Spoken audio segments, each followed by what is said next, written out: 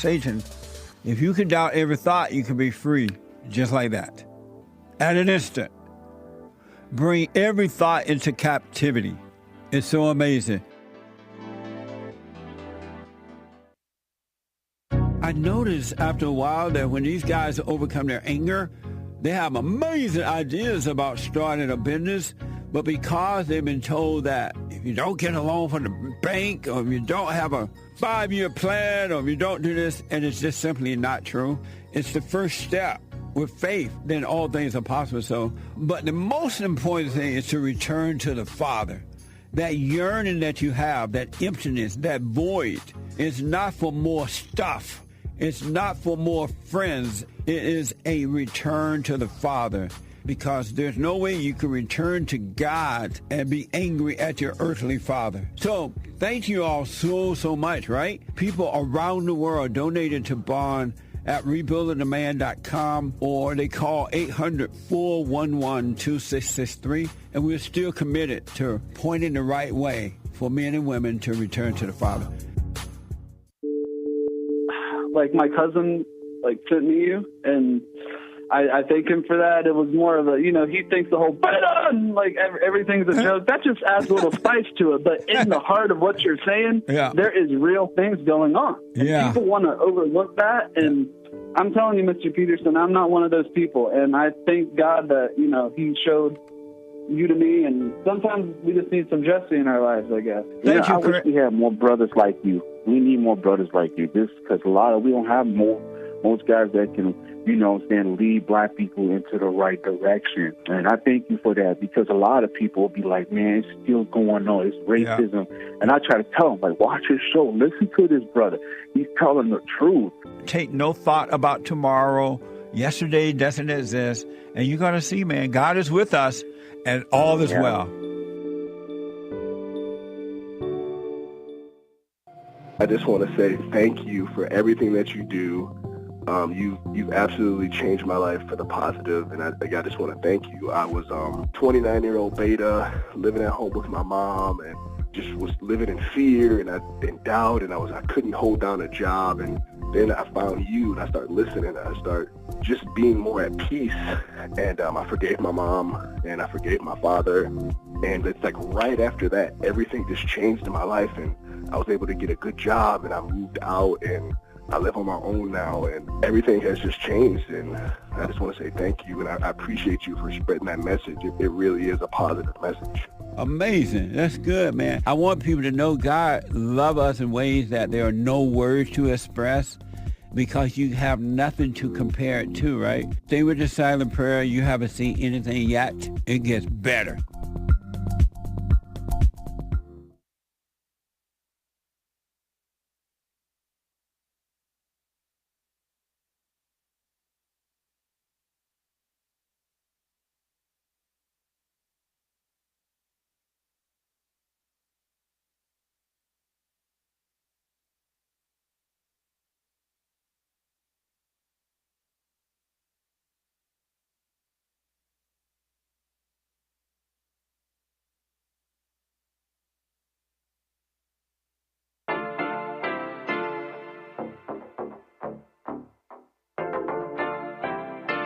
Isn't he Mexican? Colombia. He calls himself American. What is this? Anchor Baby. And in this corner, it's the American Anchor Baby. Daddy's home. That's an offensive term. People find that hurtful. You mean it's not politically correct? Excuse me. I'll use the word anchor baby. He's an anchor baby in Canada. Tell him we still rolling with Trump, too. Anchor baby, the whole thing sounds horrific. You're just making it sound like immigrants are these horrific, greedy people. Ustedes pueden aceptar mi negocio o aceptar las consecuencias. Plata o plomo. So you would be considered white, in my opinion. You the blackest one in this room. I think so. And what happened was his mama got pregnant on the other side of the border, and then a few hours before, just before it was time for him to pop out, she jumped across the border and let him fall on American soil. So he became the anchor baby. You don't call him the anchor baby for nothing. Amazing. We like this anchor baby, right?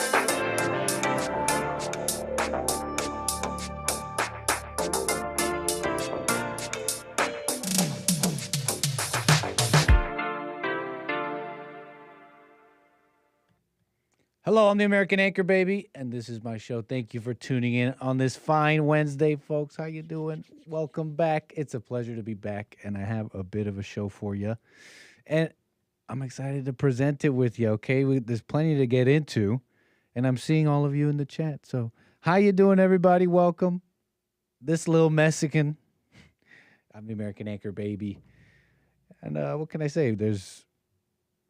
I don't even want to say. You'll hear it when we get there. How about that? Have a little patience. Don't be rude. You're sitting here enjoying the show.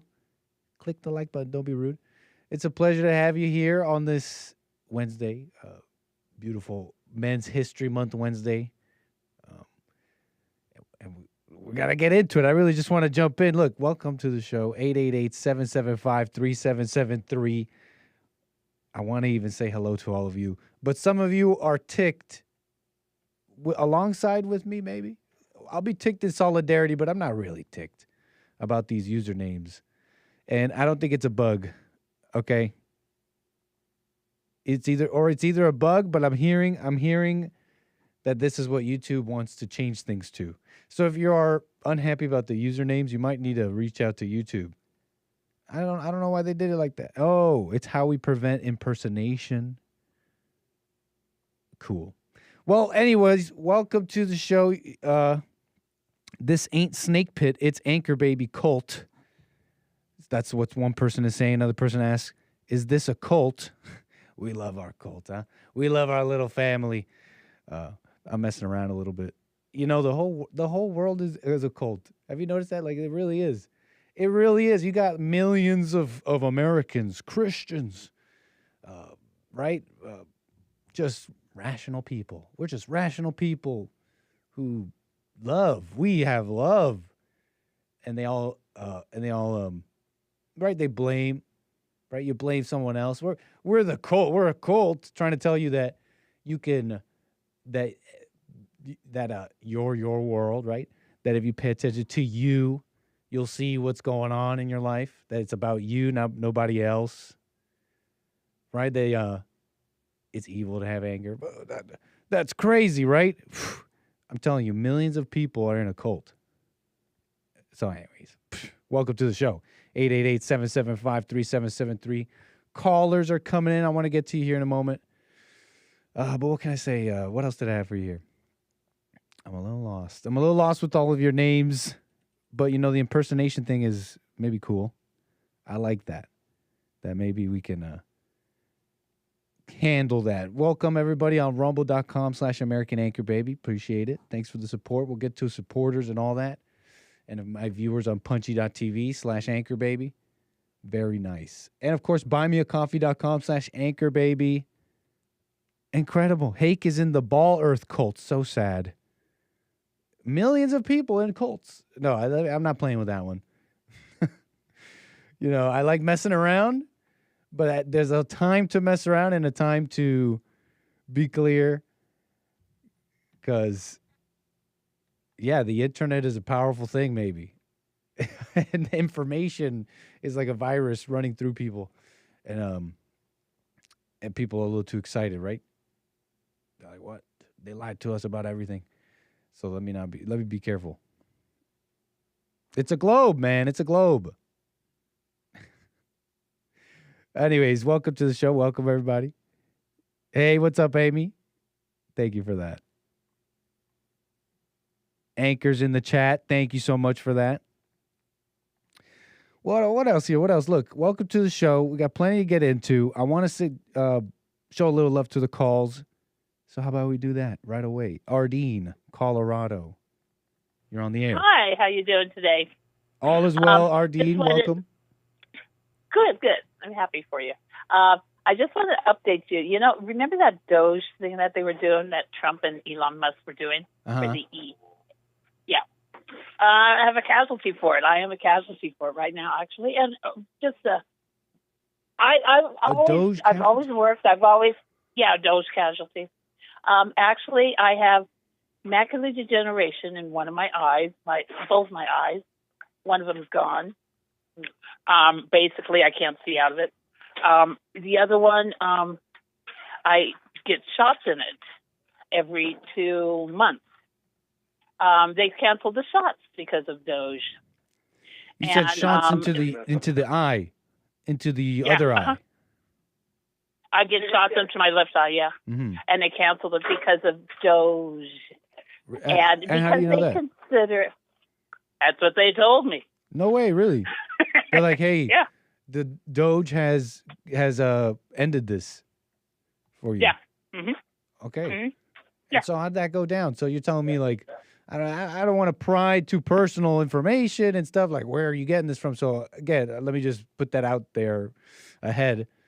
Don't say anything you don't want to say, etc. But I'm curious. I'm somewhat curious. Like, you're saying the government was paying for some medicine for you? Help me understand that. Actually, okay. The logistics of it, basically, the background of it. I'm on Medicare. Okay. I made not Medicaid, Medicare. Okay. I don't qualify for Medicare, I'm not on Medicaid. I'm on Medicare for seniors. That's what I'm on. Gotcha. And I don't qualify for Medicaid. Basically, I think I make $100 too much money to qualify for Medicaid. I think that's what the last tabulation was, which is comical. Mm-hmm. And then Medicare has an 80-20 plan where Medicare pays 80%, I pay 20%. The cost of this shot, I was floored yesterday. This is how expensive medicine is, thanks to pharmaceuticals. It was $7,000 for the shot that lasts for 2 months. And if you had to pay, if you had to buy that, you're telling me if you had to like pay for that, it would cost you $7,000? Yeah. Okay. Yeah. And then I have a copay. My 20% is rough. Now these are ballpark figures. Roughly, I pay about a little over $500 for my copay, which I can't afford. I'm on fixed income because of Doge. I actually lost my volunteer job with Volunteers of America. No, thanks to Doge. That's terrible. Go ahead. What? No, nothing. Go ahead. Okay. And I was, because of the at the place where I go to get the shot, they work with a nonprofit that helps out people, seniors, or people that need it, to offset the cost of this shot. That's what was canceled, is the thing of offsetting. Now, Medicare paid. Medicare did its job. It paid the $6,001, I think. I have to come up with, every 2 months, $600, $580 every 2 months. How much? And $580 every 2 months. $580 now, I was using my copay. I have a copay of $40. That's what I pay. But you're working, like, you're making some money. So you're $580 a month. Sorry, you were just saying. You're saying something about your copay.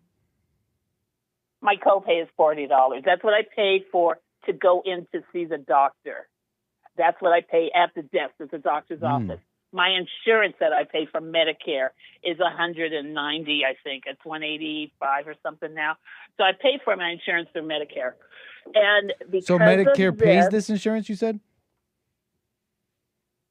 Medicare, as we know, Medicare. Right. That last number you just said is paid for by the government?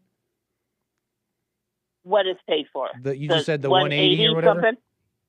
No, it's paid for by me. Okay, go ahead. So I pay that. Yeah, that's taken out of my Social Security check before I even see it. I see it there as a deduction out of my check. And then I'm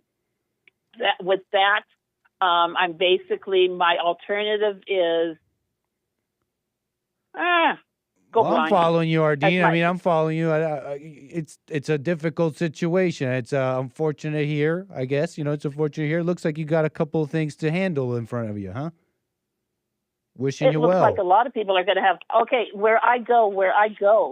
What can I say, right? Wishing you well. It looks like you got a couple things ahead of you to deal with that are in front of you. You may not know exactly how, but I suggest just, staying calm and doing one thing at a time. Looks like you got a couple things to deal with, right? It sounds like a bit of an unfortunate situation. But chin up, right? Right, Ardeen? Pull my bootstraps up. Good. You say what? All the other people. Now, this is a call to warn the people of what's coming down the pipeline. Basically, I paid my taxes. I paid through the nose over the years, taxes. I've been there supporting our country. Been there forever.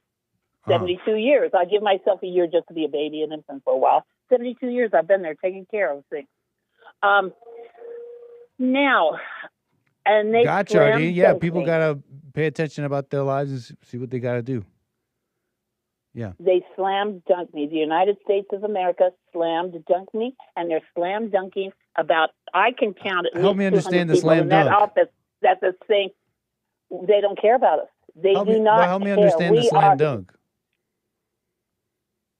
We're over. The seniors are over. We don't have a lot. We don't have a leg to stand on anymore. What do you? But I thought you said you're working and you got money and you got options here. I can't work. I lost my job because I'm going blind.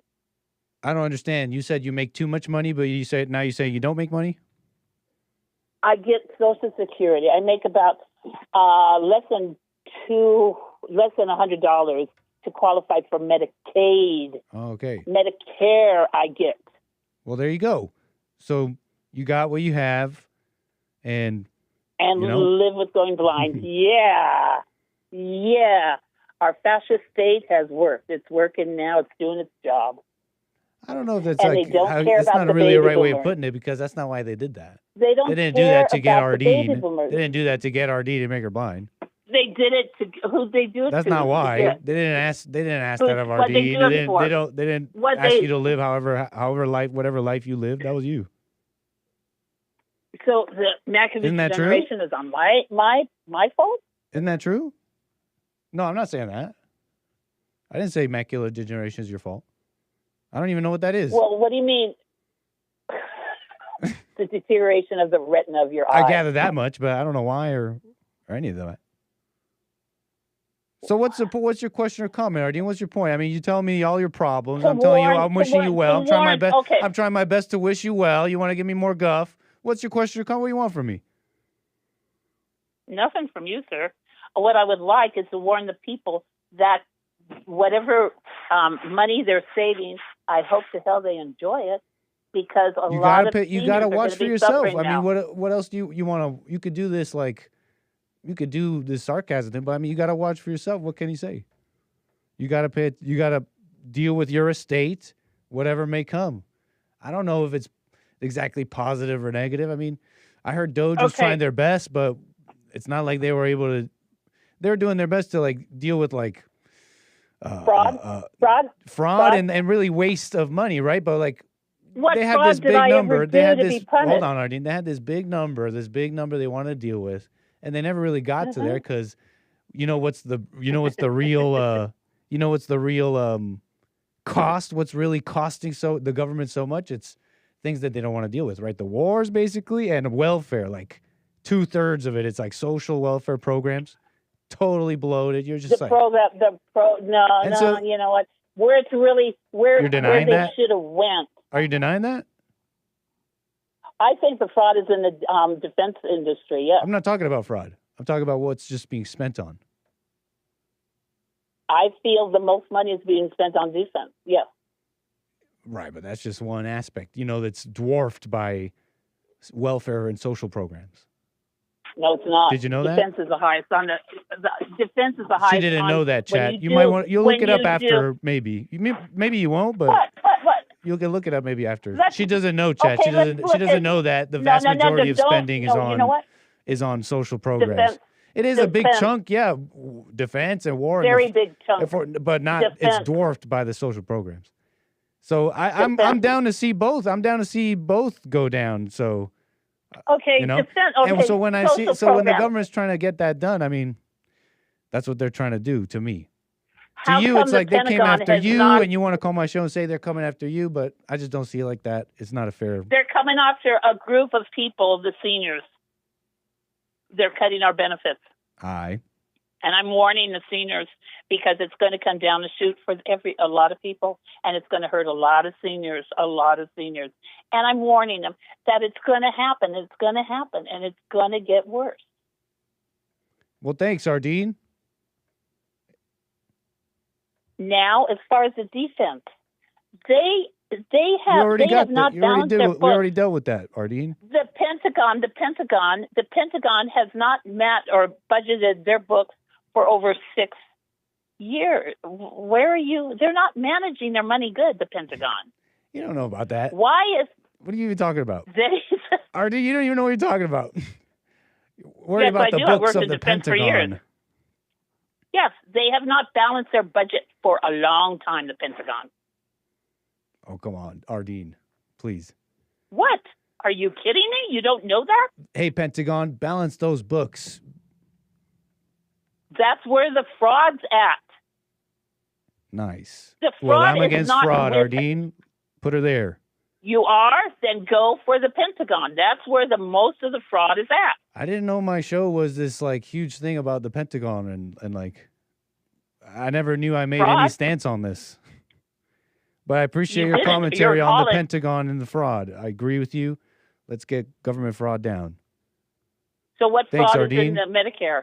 What fraud is in the Medicare that you're saying fraud is there? What fraud is there?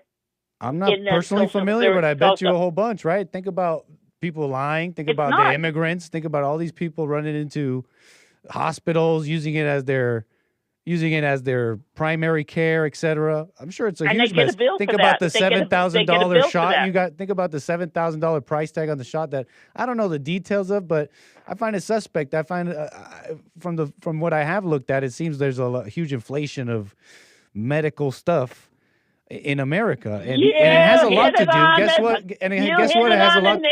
Don't interrupt me, Ardeen. Hold on. And guess what? It has a lot to do with. It has a lot to do with this inflated social program and overspending on all that. It has to do with the medical industry. Right. First off, we shouldn't tied up with the government. Tied up with the government, right? They're kind of like they kind of have a scratch each other's back type thing, right? Where you could keep things inflated, keep things real high. You could be if you're the medical industry, you could pretty much charge anybody, and you got all sorts of moving around of money. You said what? You know what you do as a medical industry, pharmaceutical industry? You give money to your elected officials. That's what you do. And you get money back in the form of extraordinary costs on medicines and all that. I think $7,000 is very unrealistic for a shot. But you might be right, Ardeen. I have no end. clue. Appreciate your call, though. I really have no clue, Ardeen. You know more about this than I. It's sad. Appreciate your call, though, Ardeen. That you're the generation coming up, and it's sad you have no clue. That is sad for you. No, have I'm a just great day. Talk to you later. Bye. I just thought I'd say. It's sad. I just thought I'd say. Like she's like Pentagon this, and you know what? Let's be straight up. I don't know. I just realized what the heck am I talking about? I don't have to go on about this. I don't know, Ardeen. She just wants to fight. And I'm like, fighting back. I'm the idiot. I'm the dummy. C-Sal, Texas. How you doing, C-Sal? You're on the air. Hey, Nick. Thank you for taking my call.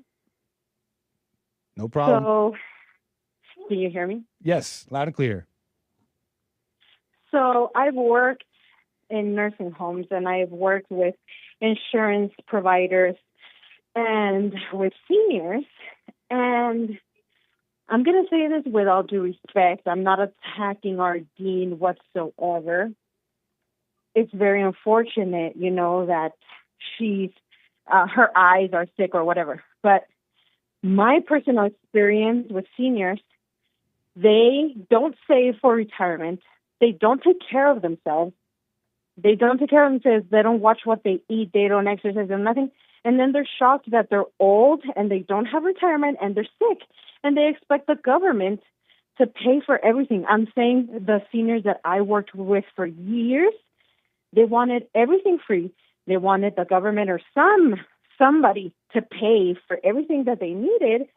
And really? I'd be like, okay, where's your retirement? Yes. No, I believe you. I don't have that kind of experience. Yes. This is interesting. I worked at nursing homes and with the insurances, and I try to help them get insurance and stuff. And they just, I don't know what La La Land, I don't know who lied to them and told them that when they were 65 and retired or or whatever the age is, that somebody would pay for everything they need. That's so unrealistic, and that's not how it works. So, when you put it like that, that's interesting. I didn't think about that. It's just a thought, right?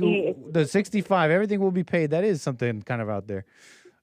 And you're making me think. Sorry, real quick. Don't forget what you say, but you're making me think of military people. Actually, I have some experience with like older military folks who's like, I paid my dues to this country. It's like, and ergo, it's like in their mind, it means they deserve all these things. But I'm not sure that's so true. But go ahead. Not only that, Nick, but the way the system works to get Medicaid or Medicare, to get Social Security benefits, you have to work a certain number of years. You have to make a certain amount of money. It's not just like, oh, I paid my dues because I worked whatever job for a couple. No, it's based. The government looks at how much you work. It's more complicated than that. And I mean, it's harsh, right? But reality is harsh. Nobody's going to come to save you. Nobody's going to come to pay for your shots and stuff. You have to take care of yourself when you're young. You have to save. You have to get a Roth IRA or a regular IRA. You have to learn you have to worry about your retirement. Nobody's going to save you. Nobody's going to pay for your medication. Yeah. You bring up an interesting line of conversation. I wish this came up earlier. Yeah, I thought about this a little bit. Like, I don't think personally I can think of anybody who could be responsible for me later in life. Like, I wouldn't want it to be that way. I wouldn't even want it to be that way. I would thought to myself, I would kind of deserve, if I don't kind of set myself up in a certain way, I would kind of deserve to, have a really difficult time when I'm older. Exactly. All I'm saying is eat healthy, make sure that you educate yourself on your finances for retirement and educate yourself on your health so that you don't have to be in a situation like Gardine. It's unfortunate that she's in that situation, but her blaming Doge and blaming the government, they're not paying for my stuff. Homegirl, you were responsible for your stuff when you were 30, 40, 50 years old, not the government. Interesting.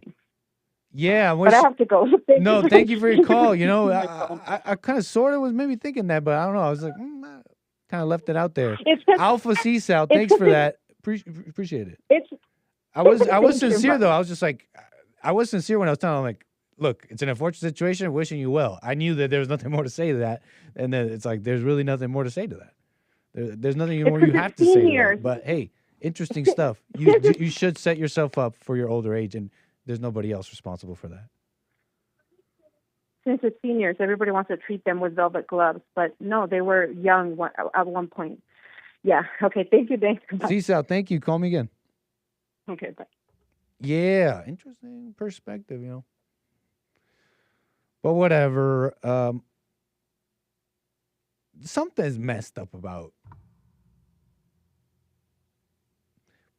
I don't know. I just get this impression that there's a cancer in just like the basic systems of money. I don't know how else to put it, folks. Maybe I should stop in my ignorance. I get this impression that yeah, okay, even if you and I can agree here, hey, you can't save the world. You can't go around being charitable and like these people are getting worse with your charity. I still think that there's room for, I guess like where am I even going with this? Arms maybe and stuff like that. And but because you got everything, because you got this huge knee on the neck on the economy, you got a knee on the neck called socialism on America, on the American worker. I'm telling you, there's a knee on their neck. Something like this. In fact, hold on.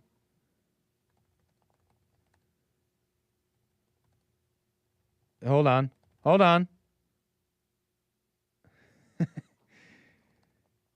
on, folks. Sorry, I had to search something. I just thought of it.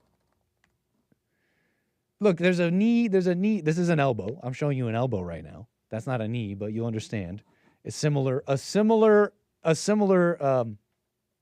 relationship is happening with socialism. Right? I was trying to tell Ardeen, right? These social programs, they dwarf military spending. You got these huge weights, right? You got to imagine what's in there. What the heck is in there, right?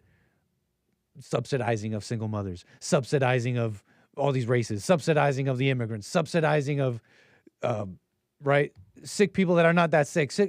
Oh my gosh, this one's a big one. Subsidizing of mental health, folks. How many people? Look, I'm one of these people. Look, I'm one of these people that maybe you'll put me in this like ignorant box. Like, who is this like mountain person who doesn't know anything about medicine? But these people are faking, man. These people are faking it. Mental illness. So, anyways, you understand subsidizing. Now you can't even have normal charity. That's just something I'm kind of in my head, okay? I'm not telling you I'm an economics expert. It's just my impression. Anyways, where were we? 888-775-3773. Is it already 11:30? What the heck? Folks, let's get into something here. What did I have first for you here? Look, I had Cruising with Newsom on here because this is picking up steam. And I'm seeing the influencers are a little unhappy with this. They're looking at the online young right wing. They're like, what is wrong with you people? Gavin Newsom, really? A Democrat? They're looking at the young online right wing like they're so easily propagandized. These people, there's just dumb groypers. I swear these guys will fall for anything because they're saying that in 2028, aura is on the ballot, meaning, you know, your charisma, how you come off, your image, and kind of maybe something beyond that. Beyond all of that, something a little bit more intangible. Aura is on the ballot. They're saying J.D. Vance has none of that. They say it's negative, in the negatives, as compared to Gavin Newsom. We're somewhat familiar with some of the discourse. Okay, we went over this the other day. And you know they got the compilations trying to show that J.D. is lame. Okay, he's a lame-o. Doesn't know how to order donuts. I had a Diet Mountain Dew yesterday, and one today. I'm sure they're going to call. He has a Diet Mountain Dew, and they're like, what is this guy? This guy doesn't drink Diet Mountain Dews and plays Xbox with us. That's just not true. And one today. I'm sure they're going to call that racist, too. Very well.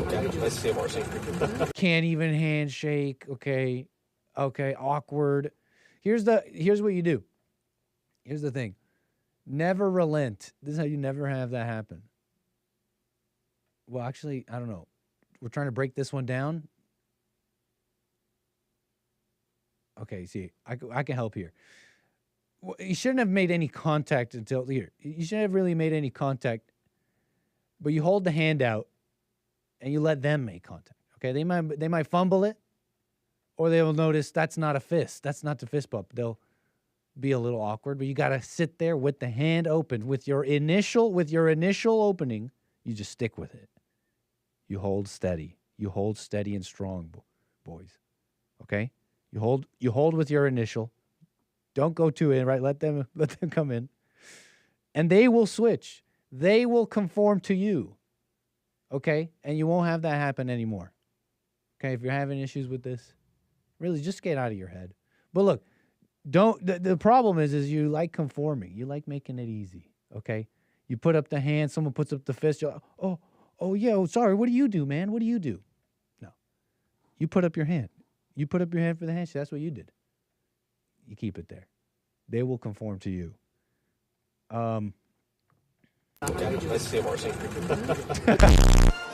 Negative aura. Hold on. Oh, I remember this. This was not too... That would happen to me. That would happen to me. And then you got Gavin Newsom.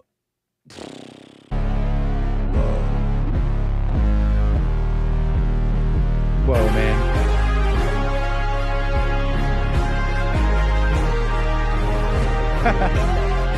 They got the Hail Hitler music. What the? I mean, the Kanye West song. I don't recognize the horns instantly, guys. Okay, it's a part of my job. It's not. I don't recognize the melody instantly.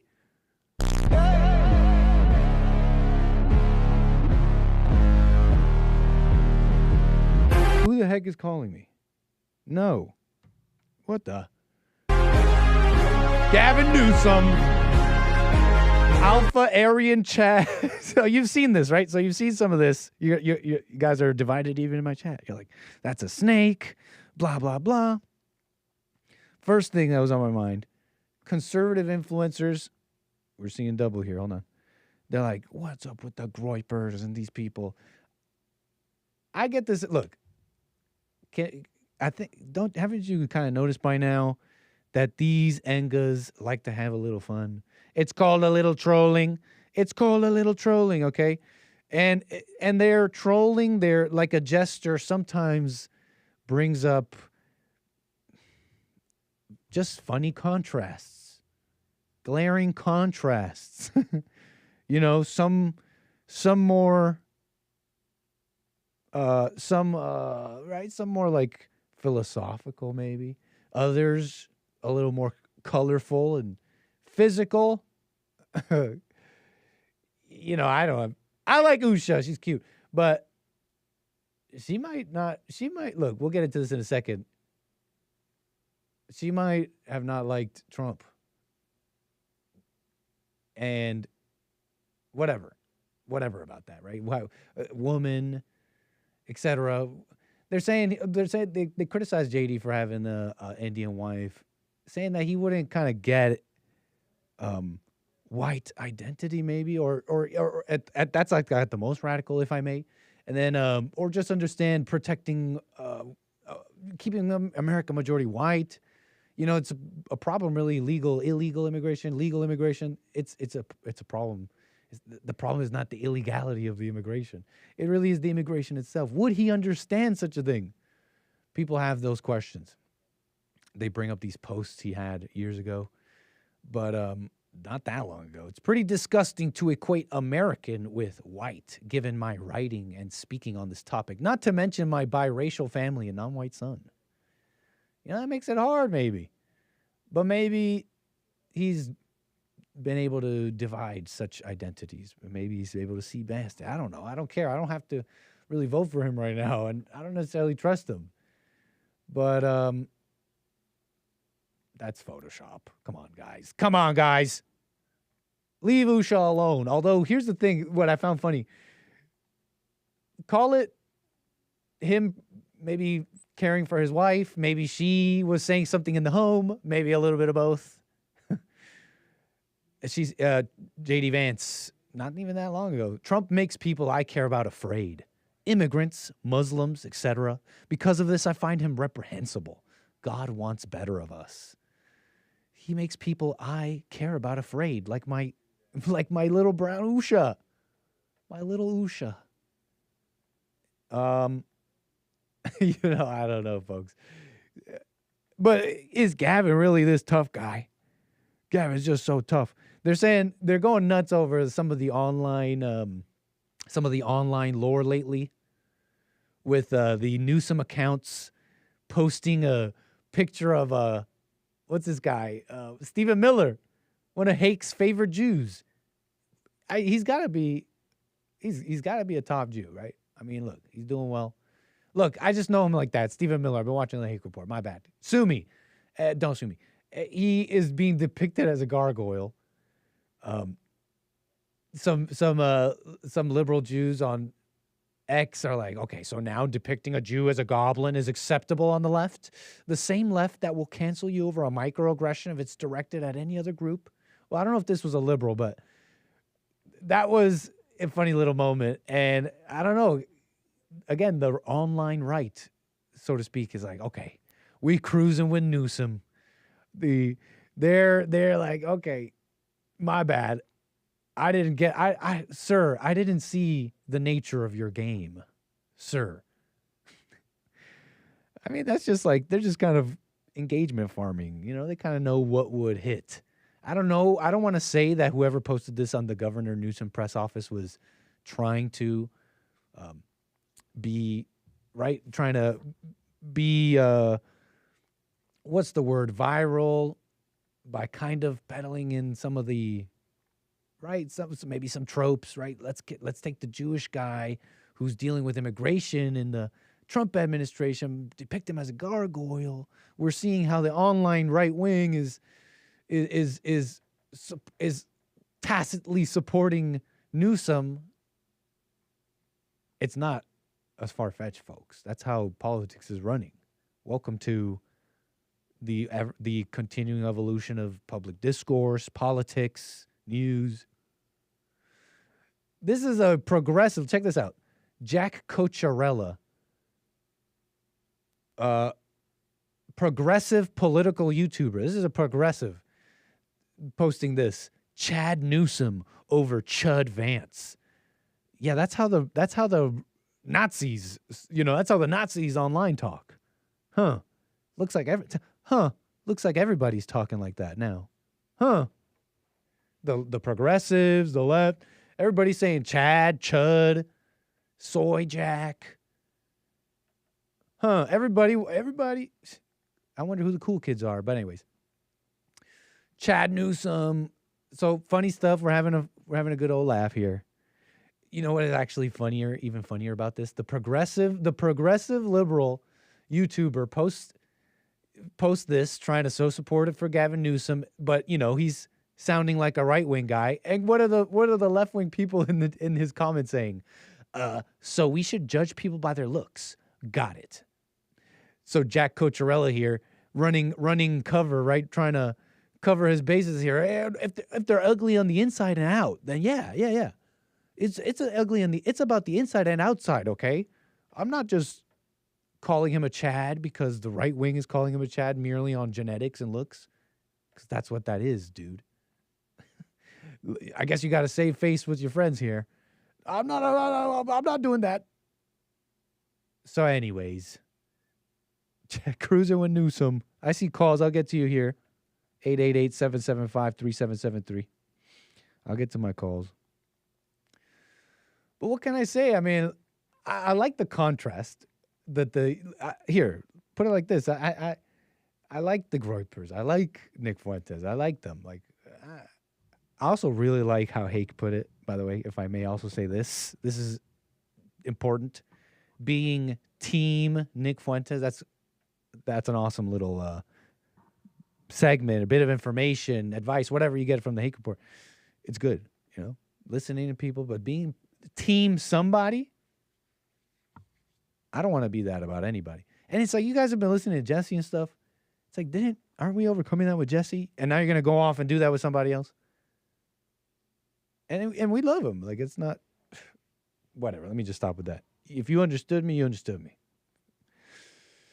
Where were we, though? Look, what I was saying is, with the whole Chad Newsom, like, I like the contrast. I do like this contrast that they'll be like, how are you ever going to go for Newsom? He's a Democrat.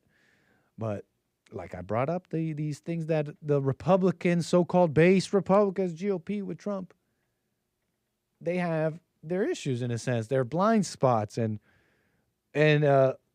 right, express that over time, 2028, right? 4 years after that, what are you going to have? You're going to have, if some vectors of the right-wing so-called republicanism in America go as they continue in their direction that they're going right now, it wouldn't look good, I don't think. It would be like Canada. It would be socialism. It would be a weak Christianity, a weak white America, a non-majority white America. So I like the contrast. Look, can we really trust either of them? Like, how do you put this? They're saying white, Aryan, amazing Chad Newsom, but I mean, the whites got problems. The whites look at California. This is really not about Democrat politics. It's just, I'm thinking about just generally here, like, whites got problems, right? They weak to the racism thing, totally allow all sorts of things, right? They're really part of the blame as well. the decline of America, the loss of the nation. So, what can I say? I mean, doesn't Newsom kind of represent that too? Anyways, whatever. Nitpicking. JD Vance, what else here? Whatever. That's pretty much it with that. Anti-white JD, we did that. We did that. That's just an an Indian albino family. This is unrelated. This is actually totally unrelated, but still interesting. But still, nonetheless, fascinating. Have you ever wondered what? I sometimes look at Indian people and they have, like, I don't know, kind of like nice features, don't you think? And nice hair. And I sometimes wonder, they look like, I have thought that to myself. They look like a white man sometimes, just kind of turned brown. I'm ignorant. YouTube, you can't ban me. I'm just ignorant. Yeah. So that's just fascinating.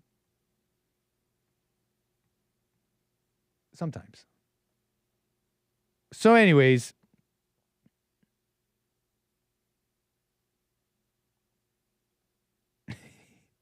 that's unrelated. So that's it with that, I think. Oh yeah, and about being beta to your wife. Okay, look. I don't really see it. It's hard to really see it anywhere. About being like strong with your wives. Kind of hard to see that anywhere. When I think of it in this context, I mean, only kind of Trump comes to mind. I can't think of any other strong men. And even then, you still got Melania. You know, she kind of tries to get in there. I don't know if it was necessarily bad that she wrote this letter to Putin, but it was a little emotional. But here's another thing we'll get to later. She is really mothering or trying to mother Barron Trump. So even with Trump, it's like you still got the woman kind of still, right, weakening things.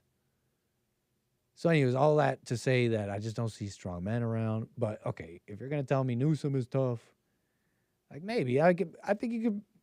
If Newsom is tough, JD's tough. I mean, isn't his wife the one that was like, "Oh, Harvey Weinstein raped me"? Okay, right? She went out there, was like, originally a Jane Doe.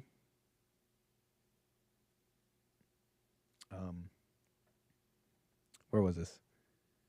Right, Jennifer Siebel Newsom. She kept her last name. Right from she kept her original last name, Siebel. She's Jennifer Lynn Siebel. So she should be Jennifer Lynn Newsom. But instead chose Jennifer Siebel Newsom. And you know what? Look, that if you're gonna like get married, right, do the whole show, right, change your name, at least pretend.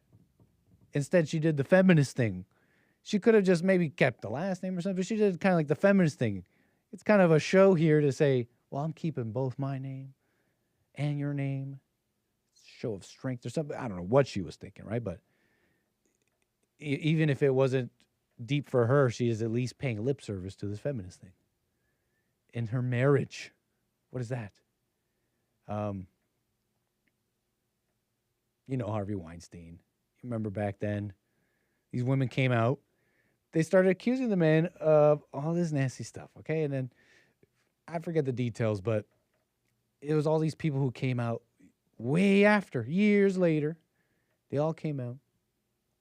And he came out at the end of it like this dirty person, right? This dirty, dirty person. But if you were seeing some of the details, the women were just as dirty as him. But that's crazy how only Weinstein comes out as this sex pest when everybody involved, the vast majority of people involved at least, were also there doing sexual things to get ahead and get what they wanted. But anyways, what was significant about her? She was part of this. She was like, Weinstein raped me. And they asked her, like, why didn't you go to the cops? She's like, I was scared. And I've heard that so much, right? And I was just thinking to myself, you know, that this whole, like, I was scared, I never went to the cops because I was scared thing with women and sexual assault and rape and all that. Definitely have heard it before. And it's one of those things that's like, I guess people can be scared, right? But I realized you really are still wrong for that. Like, that's still your responsibility.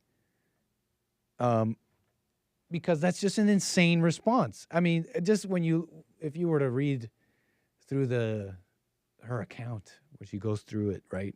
Going to his hotel room, walking up and meeting him multiple times, and then staying in this hotel room in 2005 for an extended period, and she's sitting there, and that he started making advances, touching himself, was what she said, and she was like, no, she was appalled, and then he softened his response, so all throughout he's trying to work with her, and then she claims that he suddenly drags her, starts graping her.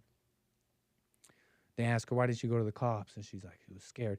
You just imagine the scene, though. There's something in that story that just doesn't make sense. You're in this hotel. It's a public place. Like, it just doesn't make any sense for anybody to really go through such a thing and not say, wow, it's time to advocate for myself and call the police. Hey, sir, passerby, this man just raped me. Like, it just doesn't make any sense. So if your response to such a situation is, right, you just like crumple and you look down and you just sit there. If that's your response, right, it's like so sad, right, Nick? How can you be so heartless? Think about it, folks. That's crazy. That is insane. You've literally given up your agency. Like, who's going to advocate for you? Who else is going to do it for you? So it just doesn't make sense. Anyways, where did we go? We went here. We're back with Weinstein. We're back in 2005. We were talking about cruising with Newsom. So that's cruising with Newsom.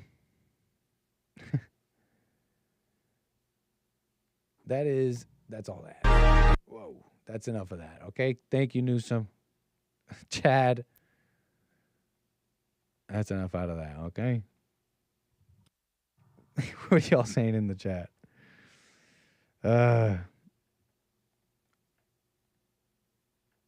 Apologist. So what else? Cruising with Newsom? Sorry, someone's trying to call me. Someone's trying to reach me here. Oopsies. What the? Okay, so enough of all that.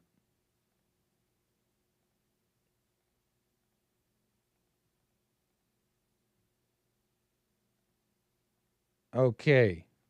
Oh, you know what else? This was kind of funny. And kind of well, what else? What is, look, I'll just say that there's this page called Jew Hate Exposed. So it seems like we were following the Newsom account, reposting this JD versus Newsom stuff and being supportive. Apparently the Newsom account reposted a neo-Nazi account. And so right away, the Jew Hate Exposed page is like, Gavin Newsom just reposted a neo-Nazi. Not a good look. And you know what? That's not a good look, don't you think? I guess it shouldn't matter about looks. But I'm one to hold judgment. At least I try. I should... I try maybe, but look, they say, oh, okay, the ADL, all this, you can't say anything about Jews. And personally, if you ask me, my opinion has been as of late that it looks like you can. So, but anyways, you can't say anything. And so when the Jew Hate Exposed account, the moment they have any, because all Gavin Newsom said was, I miss that scarf. But the account, Young Putin. If you go to the account, you'll see that the account's banner has this picture of Kanye West, and Nick Fuentes smiling. I don't know why I find that so funny. That on the Jew Hate Exposed, they have this big red arrow at the smiling faces of Ye and Nick Fuentes. I don't know why I find that funny. Like, that's just like really official. There's something really funny about that. Someone else might be able to explain that better, but I just have to imagine like an official coming up to you with like a dossier, like, sir, do you have the data on the anti-Semitism on my client? We're trying to find out. It's like, yes, Exhibit A, smiling yay, smiling Fuentes. It's like, oh yeah, we got him right there. That's pretty bad. Okay, and then you got swastikas, which, okay, yeah, okay, fine, but that was just a side note. It's like the quick to defend identity thing here is what I really noticed. So, yeah. Anyways, let's move on. How about that? We got other things. We got teens. I want to deal with this really fast. We'll do this fast. 888-775-3773. The teens and that Brazilian guy pummeled by the teens. I don't know, a bit of a culture shock. Welcome to America. I really wanted to say something quick about the parents, but here's the story. If New York Post would just allow me to see their... New York Post, please. Let me see your website. Okay. Furious Harvard researcher claims he was pummeled by a group of teens after he told them to be quiet in a movie theater. They just punched me. And I know Derek, Jesse's producer, was able to find, I believe is either Tiago himself or some report saying that they were young black teens. And so that's what happened, right? He goes to a movie. He tells them to quiet down several times. So it's like an ongoing thing. And when they came out, when the movie was done, they came out and he was confronted by them, surrounded, and they started beating on him. And then it was only later they were able to get security guards, and then later the police arrived, like 30 minutes after that. I think last I saw there was no arrest or anything like that. So I don't know. Maybe they're going to go through the cameras and all that. But I don't know. They're supposedly teens or something like that. They just started punching the guy. One thing is getting involved, these days is just not smart. And that's really a third world thing. Ask people from other countries. They don't get involved. You just don't get involved. You don't really get involved with people that need help, with people that are out of control, even when it's like a positive thing. Even when it's someone just like, oh, I'm giving you not something nice or free things or whatever. You don't get involved. You just don't get involved. I think they call it, I've heard this described as high trust and low trust, okay? That's an old one. We know this one. But whatever. Look, I want to say something else about parents. Just a real quick side note, because I had seen this thing about somewhere in America, they're starting to get charges or something against parents if their children are found wilding out. I forget where, but somewhere in America, this is picking up steam. And this was in response to, I forget exactly what it was, but it's like teens, right? Teens in the streets. Sometimes doing criminal acts or just wilding out. But in response to that, they're saying, okay, if we find your children acting like this, they're looking into hitting parents found where, if they find their children out in the streets, acting out, committing crimes, acting a fool, really. They're looking into, charges against the parents. But where did this thing about, I guess you just got to be lenient with minors. I'm not against that. Like trying minors, children even, differently than an adult. I'm not entirely against that. I mean, as far as I know, it's very old practice. But you start acting like an adult, committing crimes like an adult. Just be tough with the ones committing the act themselves. It's kind of We're just kind of getting crazier, in my opinion. It's just the impression I get. We're getting like crazier, right? It's like, okay, what do we do now with this next problem? Band-Aid, and the Band-Aid is crazier than the last. Just start putting those parents in jail.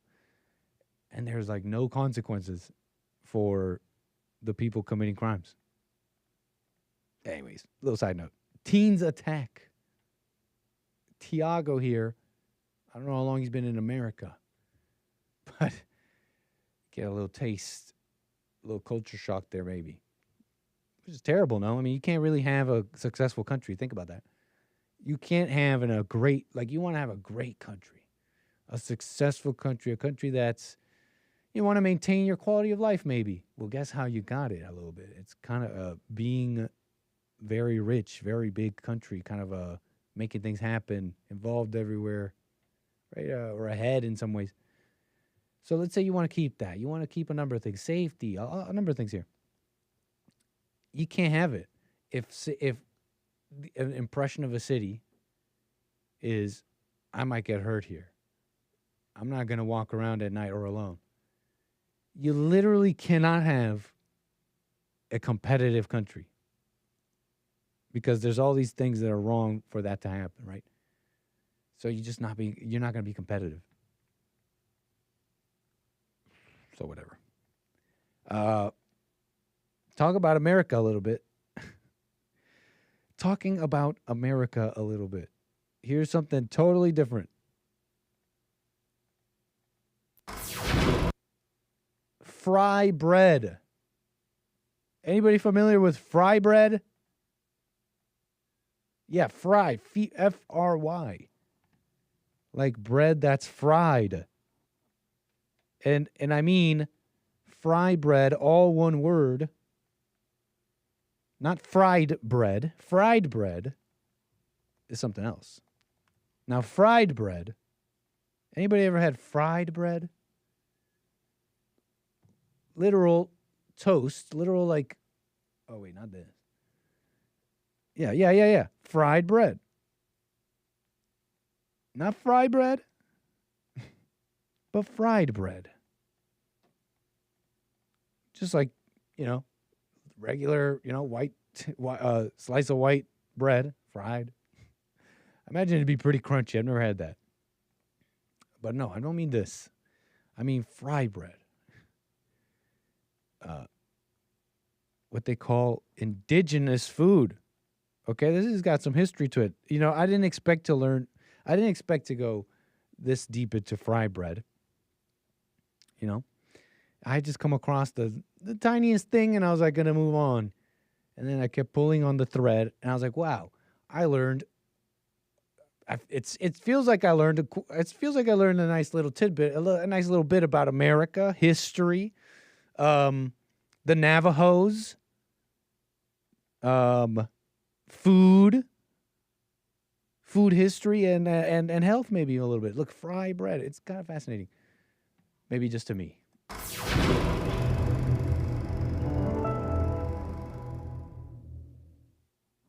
Not to be confused with rye bread. We got some dough. Flour. So you got flour, water. Okay, got it. Dough. We are familiar with dough, right? It's frontier food, maybe. You got the Navajo technique. Navajo grandma technique. I've seen a similar technique with many grandmas across cultures, I must say. The slapping of dough. She's got an open fire there. Looks like a cooking skillet. Nice, dark, skillet, probably seasoned, right? With all the food that you cooked. Maybe it came like that. Maybe she bought it on Amazon. I don't know. Maybe this TP is from Amazon. I don't know. It's not far-fetched.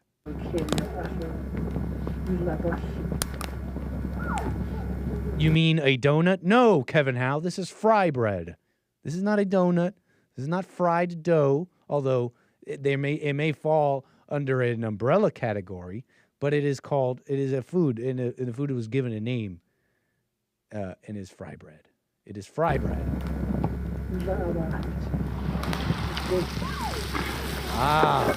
You got some fat, okay, dough, okay, flour made into a dough, throw it in a pan with some fat, and now you're cooking it up. It's pretty simplice. Now I know why it's called fry bread.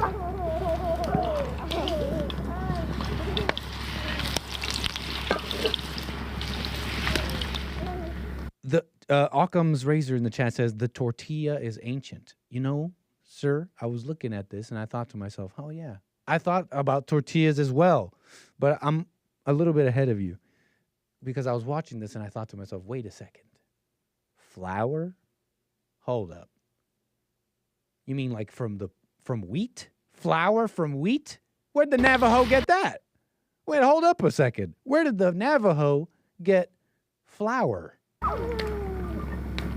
for their indigenous food? Cooking a little mutton.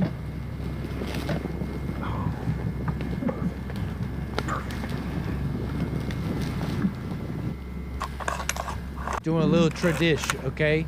Look at those, what, Monument Valley? Navajo traditions, Monument Valley. I'm familiar with that. I think we're all somewhat familiar with that. Geographic formation? Is that a really famous mountain? Or are there a whole bunch of those in that area? You know what I'm talking about? You know, like this is, what? What is this? Arizona, right? What's that flat mountain? That flat rock? Or are there a whole bunch of those? And I'm the dummy. Maybe it's not Arizona at all. Where's Monument Valley? Monument Valley. Basin of the Colorado Plateau on the Arizona-Utah border. That's cool. That is cool for some reason. I want to see this. That would be cool to see for some reason. Now, this would be cool. These are ancient trees, obviously, right? These are the stumps of ancient giant trees, possibly. I heard that once. I didn't believe him, personally. I didn't believe him. I did not believe him. So fry bread, look, why was this interesting? Because I had this thought, right? I'm like, wait, where'd they get flour? Hold up. You know, you look this up and they're like telling you that fry bread is a dish of the indigenous people of North America, right? You're like, wow, that's so ancient and traditional. But it's like, well, they got that when they got flour, though. They got flour from the north, from the Europeans. They had what they call the Three Sisters. And that's where the world got squash, corn. Now, which one was it? Who's the third sister? Anybody know? Anybody remember the third sister? It's corn, squash, and beans. Hold up. The Three Sisters, they called them. Because these three crops, they grow nicely together. And they found them all in the New World. Along with chilies, spicy chilies. Yeah, 1490 something. The world, you know, the Europe and the old world they didn't have spicy peppers, folks. They found those on this side of the world. They didn't have chili peppers. Did you know that? They didn't exist, like in the cooking, and they didn't because they had not discovered the New World where the chili pepper was found. And corn, maize. Yeah, maize was found in the New World. And beans, right? So you got corn grows tall, the beans are like vines, and then I forget how the squash helps. But those were the New World crops. And so they brought over the flour. You see, the reason they even made fry bread, fry bread was created by the U.S. government. It was created by the U.S. government. It was given to them. This recipe was given to them because it was like an emergency kind of thing. It was like a survival food, so to speak. Okay, on what was known as the Long Walk. A little bit of American history. They call it ethnic cleansing. Oh no. They call it ethnic cleansing back then. Well, no, I don't know if they called it back then, but the Wikipedia articles today describe this time as a time of ethnic cleansing, or America was ethnically cleansing these people, even though they were giving fry bread. I don't know why you would give fry bread to people you want to ethnically cleanse, but hey, it sounds like they were trying to just move them, right? And moving people from where they're from, it's not the nicest thing. Like it's tough. People don't want to move, and then when you agree, whether they by force or not, the mere transporting of large amounts of people has historically been a difficult thing that has resulted in deaths and all those things, right? Traveling, moving a large amount of people is difficult. They need to be fed. Sometimes they're old, sometimes they're young. They're susceptible to illness. And so when large amounts of people moved around, even of their own volition, migrating peoples, nomads, etc., it was tough on them. So you have to imagine, right? You get a group of people, and you have diplomacy and war, and it ends up in this world where you're like, okay, you guys got to go, and we don't want to kill you. We don't want you. Just got to go. Okay, this didn't work out. You got to go. We own this. Blah blah blah. And then those people, as they're moving, they die. And now you got to not. Of course, those people have this now a memory, a tradition, a Holocaust, something that they just remember. But of course, it's a nasty memory, so it's one of those things. And they call it the Long Walk. They'll call it the Trail of Tears. I'm not familiar with the details of that one. I don't know if it's related to the Long Walk, but that's what happened with the Navajo. 1864, using flour, sugar, salt, and lard given to them by the United States when the Navajo were living in Arizona. Forced to make the 300-mile journey known as the Long Walk to relocate to Bosque Redondo. Bosque Redondo, New Mexico, onto land that could not easily support their traditional staples of vegetables and beans.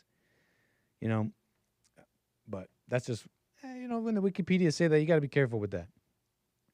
Were they feeling bad for them? Like, maybe they cite it, so you can look it up yourself. So, whatever. You can come to know yourself. I don't know. It seems like Arizona's worse for farming in my mind, but I guess not all of Arizona is the same as all of New Mexico, right? But what else? What else was interesting about this? I mean, you have this fry bread that became this staple, and you can look it up. There are some modern like eatery concepts that have taken fry bread and made tacos out of it and done different things. I don't know. It seems to be kind of like a modern eatery resurgence type thing. But barring that, it seems from what I've seen, fry bread has maintained a staple in some of these communities. And I bring that up. I remark on that because, it's like this. It's not even their like tradition. It was like given to them by the government. I mean, it is tradition now, I guess, because, right, you give it enough time and it happened in their history. It was significant. So I'm not against it being a tradition. It's cool, but the survival food at some point, when do you thrive? At one point, what do you thrive? Or do you just like sit on the survival food and then complain about the survival food? I'm seeing these activists who made it a big deal to say that the indigenous community and the Navajos here are suffering from a whole bunch of health problems linked all the way back to fry bread because they got to cook it in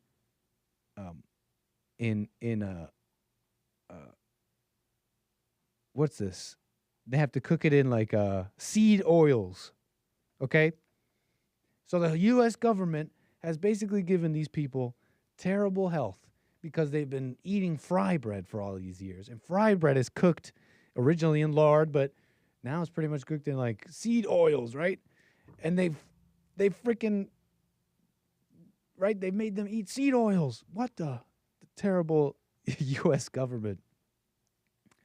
And so I guess it turns out seed oils and Crisco and all that hydrogenated oils are also pretty old. At least 100 years. And that's maybe not that old. But yeah, there's your American indigenous food. Fried wheat flour dough in seed oil, which was invented like in 1900, right? 1911 by an American. Cottonseed oil, right? A byproduct of producing cotton, thought to be a waste product. They figured out this process called hydrogenation, which basically, to summarize, it turns this normally liquid oil that's at room temperature oil and whips it into a butter, whips it into like almost a solid, into like a very spreadable, buttery substance. And that texture difference is key, is pretty much key to it, all sorts of baking applications, basically, okay? Like it because it's like a buttery substance, now you can make all these flaky pies and all this stuff. So there's oil hydrogenation for you if you needed to know that. But there's a lot of history packed in here. There's a lot of history here packed in this fry bread stuff. They called it dye bread. They're feeding us dye bread. And so they're mad about racism. They got health problems now because they're mad about a history. What a false thing to be mad about. Stop. Deal with your health. Why'd you guys stick to fry bread? It was like the government was trying to watch out for you there, giving you something so you can survive, so you can live. And you just sat there and never changed, got worse. And now you're complaining about dye bread. It looks good, though. It looks delicious. Okay, who doesn't like a little fried dough? You can go sweet, you can go savory with it. I mean, come on. But anyways, some of y'all know more about seed oils. What's bad about seed oils? What'd it do? What's so bad about seed oils? From the whole seed oil world that are like against it, this health fad. I don't like fads. I don't like teaming up with teams and all that. So it's really just an information thing. The seed oil world imparted me a fact. And it's like, okay, well, here's a fact. You don't have to team up with them.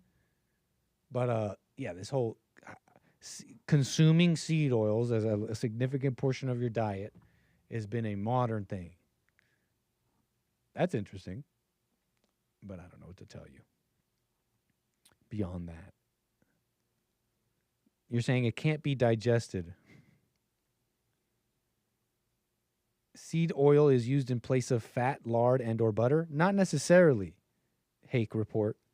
Seed oils refer to a number of oils that are usually kind of hard to get unless you have like an industrial application. Sometimes they're acquired using chemical solvents. Sometimes they're acquired simply with like intense mechanical pressure. Either way, they're usually not oils that you get. They're not oils that you kind of that you can only get in large amounts from from industrial kind of processing of cottonseed, all sorts of seeds. Now, sometimes these oils can be hydrogenated, and this process turns it into these spreadable substances. Crisco, vegetable shortening, those kinds of things. So canola oil, I believe, is a seed oil, no? Canola. Is canola oil a seed oil? I don't know, Hake. Yes, canola oil is a seed oil because it comes from the rapeseed plant. Rapeseed plant. And that would make it part of this family of oils that are, I want to say it's popular to say they're bad, but I'm not denying that they're bad. But they are part of this family that they call polyunsaturated fat. PUFA. PUFA. Polyunsaturated fat. I don't know what the A stands for. Acid. Fatty acid. Polyunsaturated fatty acids. So, of course, Nit would defend rapeseed. They're getting a bad rap, man. It's like Me Too. It's all Me Too. It's always Me Too, Me Too. But, not everything's rapeseed. I don't know how to make that into a joke, Kevin Howe. You did it better. That's funny, man. Okay, enough of that. Enough of all that. I want to get to, let's see.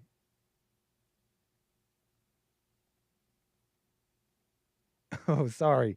Did I make somebody hold there? My apologies. 888-775-3773. Thank you for the support. Thank you, someone with all those coffees. Thank you so much for that. Buymeacoffee.com/anchorbaby. Mari Ubaldo says, I love you, Nick. Back at you, Mari. Your mom, with a super chat, says, Mari Ubaldo loves you. Your mom is just reminding us that Mari Ubaldo loves me. So, back at you, Mari, again, via your mom's super chat. DJ, is it DJ? I'm just going to say DJ, appreciate your super chat, man. Generous, and I think it's a little guy. A little salute guy. Thank you for that, DJ.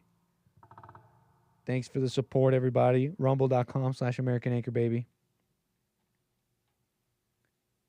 McDonald's uses canola for their fries. It has a higher scorch temperature, apparently. Yeah, you want that. You want a nice high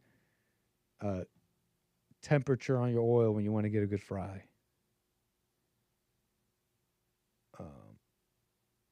Is a peanut a seed? I think they say peanut oil, avocado oil. These are not PUFAs, but don't go by me. I don't want to talk about that anymore because now it's like I'm going to put out bad info. Let me move on. Oh, anything else about fry bread? The Navajo. Okay. Yeah, a peanut is a seed. They're saying in the chat.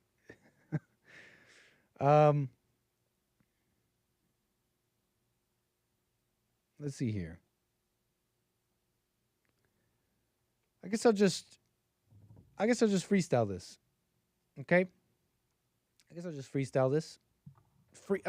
A little freestyle segment on Jews in America. That can't go wrong, right? That won't go wrong. I don't know how to do this. Let's just freestyle this. That's not dangerous at all. Let me just get into this freestyle segment. I kind of was just thinking about something here because I was looking at this bit of news saying that Oklahoma will require California and New York teacher applicants to pass a PragerU administered exam designed to safeguard against radical leftist ideology. It's according to the AP. So, okay, PragerU, I'm somewhat familiar, right? Still ran, I don't know, but I'm familiar with them, right? They do like conservative things. Dennis Prager is either the creator, I forget, runs it or whatever. But Dennis Prager, been around, right? He's kind of been around for a long time. I'm definitely familiar with him as well through kind of hearing about him, through just following conservative stuff. He's kind of been around. Dennis Prager, I've seen him speak. I've seen his videos. I've seen the PragerU videos, and they're great. They're informative and pro-America, etc. I think I even years ago I started reading what was it? Dennis Prager has a book. Our Last Hope, I believe, something like that, or Our Greatest Hope, Still the Best Hope, right? Years ago, I was like, yo, America, bro. And I still am.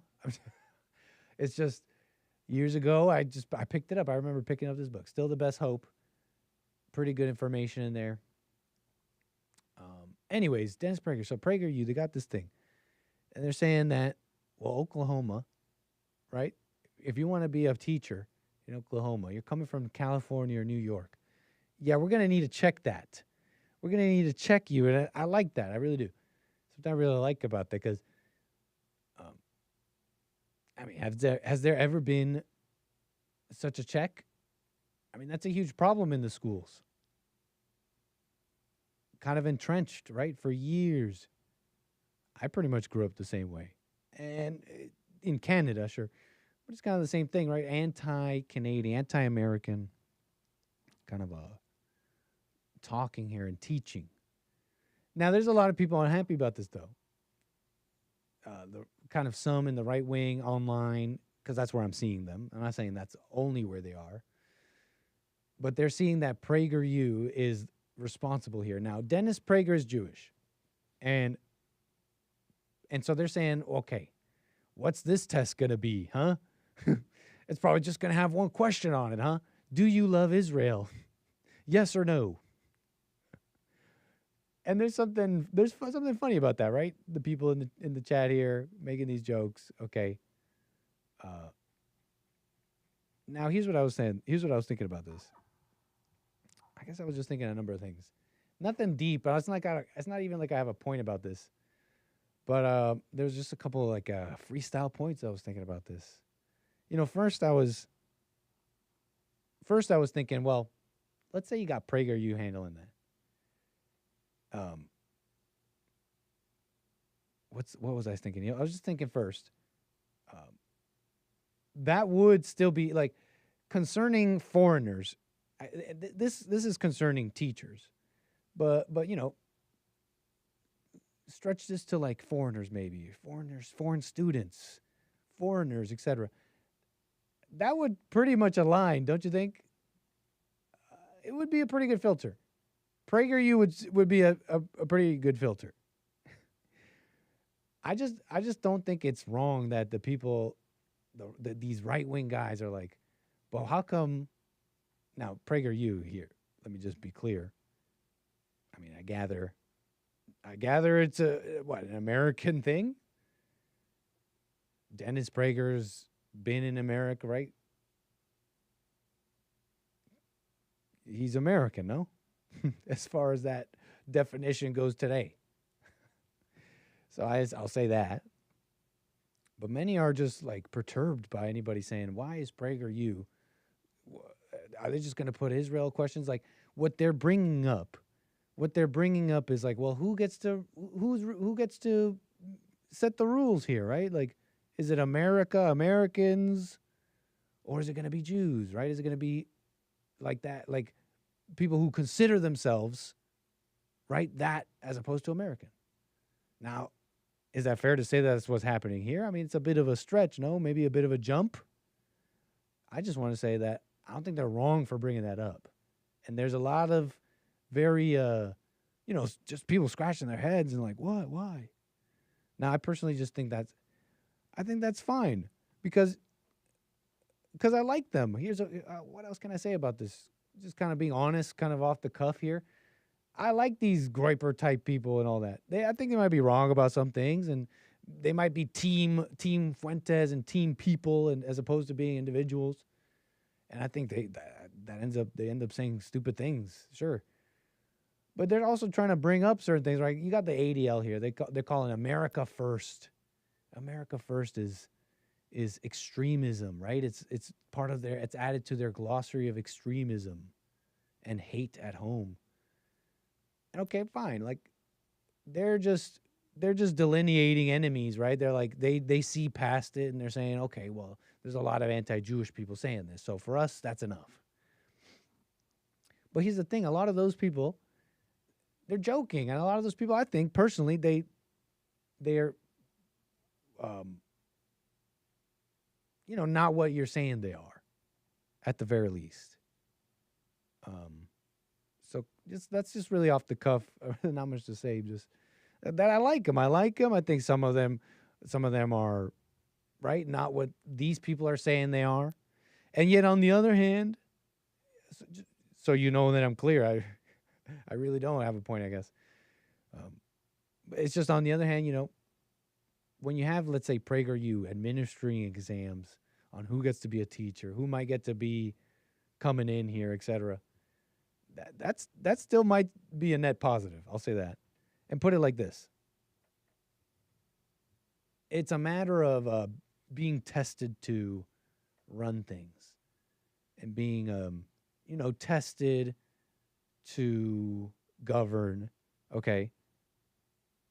And although they're misaligned, and I think it's wrong, they're young in many cases and just maybe untested in governing. And I guess I'm just rambling a bit, but what I'm trying to say is that I didn't grow up with a love for Israel or a dislike at all. I didn't. I'm telling you, I met Jews out here, California, and so I didn't grow up with any distrust or hate or a love or anything like that for Israel. So I'm seeing people say, well, Israeli citizens in our government are doing XYZ. I see this like almost every day now. And I'm like, okay, that's wrong. That doesn't seem right. But yet I do understand that I lack of, how do I put this, a sophistication, so to speak. Because those who rule and govern are there for a reason. You're kind of bred for that. You don't just have based opinions and you govern, okay? Like Gavin Newsom is kind of in his position for a reason, if I may also kind of add a side point here. Like you really are bred for this stuff or you're just built for it and brought into it.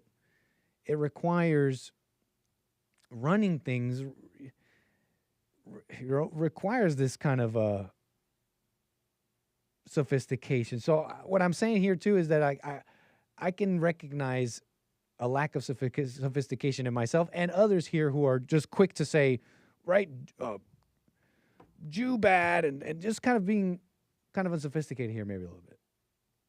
Because if PragerU administers exams, right, if they run things, it's still kind of a net positive. Wow, it's really unformed what I'm saying, but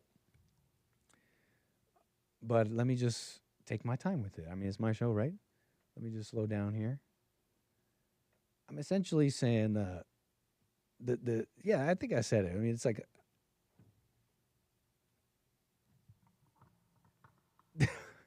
they have power for a reason. Government power, false power, whatever, but they have power for a reason. You want to work with that. And some of that power, they're very quick to say, look, these Muslims, man, get out. They don't get it. And you know what? That's not bad. Anyways, let me just move on.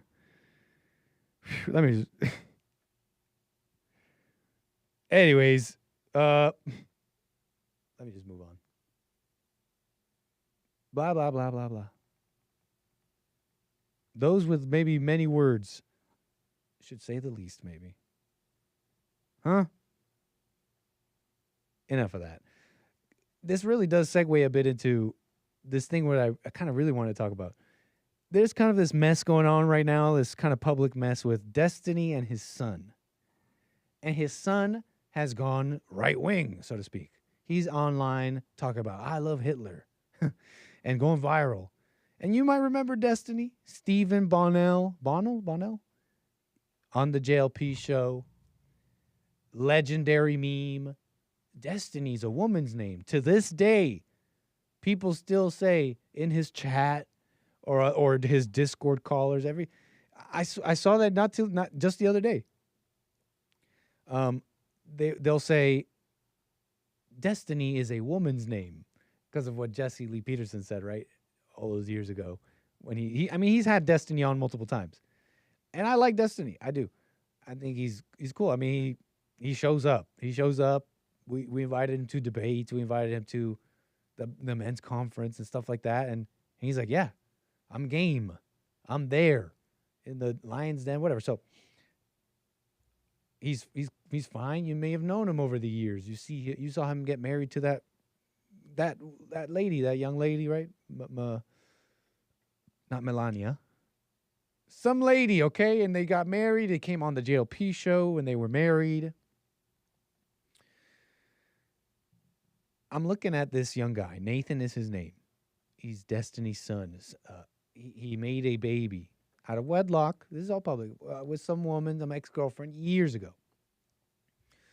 And this young guy, Nathan, Nathaniel Nathan, he's all over the internet, right? He's going viral because he's like loving Hitler, right? And he's just right. He's making these posts. There's people attacking Destiny, saying your son acting like this is a bad look for the left. We're supposed to be bringing people to the left. And your son comes out and he's like, I love Nick Fuentes and I love Hitler, etc. And there's something interesting happening here, I got to say, in context with kind of even the earlier segment, right? What you're allowed to talk about, what's censored, what's the truth, what's important here. I think what's important is what's happening in the home. Love and hate. What's happening in the homes. Personally, I believe what has affected Nathaniel, young Nathaniel here, is his home life and his relationship with his father and his mother and what happened between them, than politics or hate speech or Hitler. And I think it's very clear, and you might agree with me here in a moment, that what has affected young Nathaniel here is that more than anything. And let me show you how. Just a little glimpse, because here Nathaniel's being very public here, and he made this post. Just a little glimpse of what the life of someone young here whose parents are having trouble, and the anger that kind of comes with, and how the world just doesn't get it. So I want to show you some of that. Nathaniel, the teenage son of Destiny, is posting online, and the Times of India is on it. I gotta say, actually, Times of India, that's kind of smart what you've been doing. I don't know, anytime you look up some kind of internet drama business, I don't know if it's giving you a lot of really, really hard-hitting credibility, Times of India, but maybe that's not what you want. It definitely is putting you on the top of search results. I'm seeing you all the time now, the Times of India, because they get in there and they comment on these stories that I don't really see anybody else. And why would they? Why would mainstream news comment on this? Maybe not a point, but hey, kind of a smart business practice, Times of India, kind of genius. So anyways, you got this Destiny son. He's out there. He's saying, posting adulation toward Adolf Hitler. You know what? This article is not even that important. Let's get really right to what Nathaniel was posting here. So this guy, I'm somewhat familiar with him, right? Independent journalist Pedro L. Gonzalez here on X posted this message that's been going around, where Nathaniel describes his father-son relationship. So here's what Pedro says about it, though. Destiny basically emotionally abandoned his son and let other people, apparently, mostly people online, raise him. I hope this kid makes it out okay in the end, but this is the ultimate cautionary tale against being too online, a childhood ruined. Let's read what he said, because, I don't necessarily agree with Pedro here. A cautionary tale against being too online, emotional abandonment. Let's get into this just a little bit. So, Nathaniel's going viral over his post here. He writes, to start this off, I'm going to just talk about my relationship with my father. I know it's no one's business, really, but I think it's good for me to get it out there some way. For context, Dad and I were much closer when I was around 3 to 4. He was around more often, talked to me and my mom more. It was an average-ish relationship for a child and their father. When I was around 7 to 8, I think, my dad moved to California. I was affected by this. I didn't have anyone to talk to about it. I was constantly online playing video games. My mom was stressed with work and personal drama with herself and friends. My mom was stressed with work and personal drama with herself. And friends at school were, school friends, and not the type to really have any good insight into what I'm feeling. I kept it all to myself. To make this perfectly clear, I'm upset, confused. I'm still troubled and sad about my father leaving. When he left, I assumed he would visit a lot more, and he did, kind of. He visited maybe 3 times every year. But he made maybe 2 to 3 of my birthday parties after he left, kept somewhat of a consistent form of communication. While many claim I was affected in a multitude of negative ways, I want to explain how I feel I was affected the most. I was forced to grow up without a father. I was an anchor for my mom's emotions at times when she was struggling with work. I was put online with no supervision or protection at a young age. I was stripped of a sincere relationship with my own father. I did not talk to people for days after he left. I was moody, confused, lazy, and it felt as if I didn't matter to my own father. No child should feel this way. No excuse for it ever. The reasons my father left are none of my concern. Frankly, I don't care at all. I believe him leaving me and my mother was a horrible thing to do. No matter what is happening in your life, you should rarely, if ever, leave your child. Once more, I'm not writing this to disrespect my father. I'm writing this to give my thoughts, and feelings regarding my relationship with my father, a relationship that is only existent through DMs and texts. I respect my, hold on, what did I do here? I respect my father. I even love him. But as a general parent, I will never respect him. I have a father. I don't have a dad. That's how I grew up.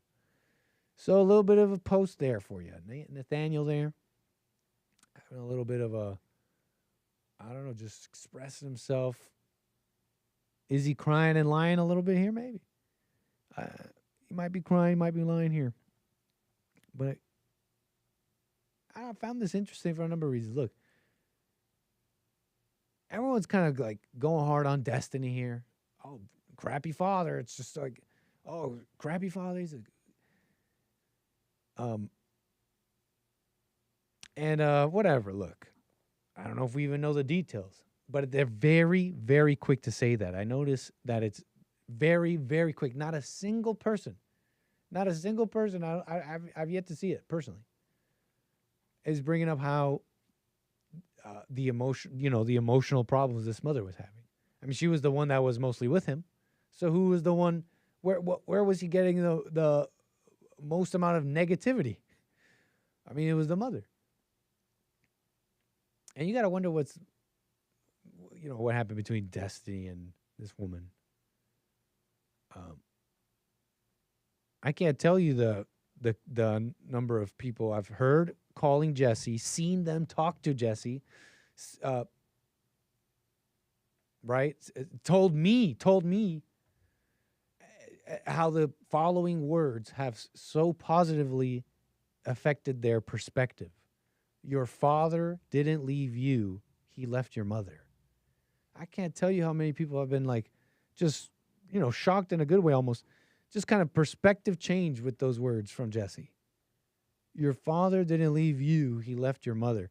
The mother is, notoriously difficult, especially in setups like this. You don't get married, it's a mess.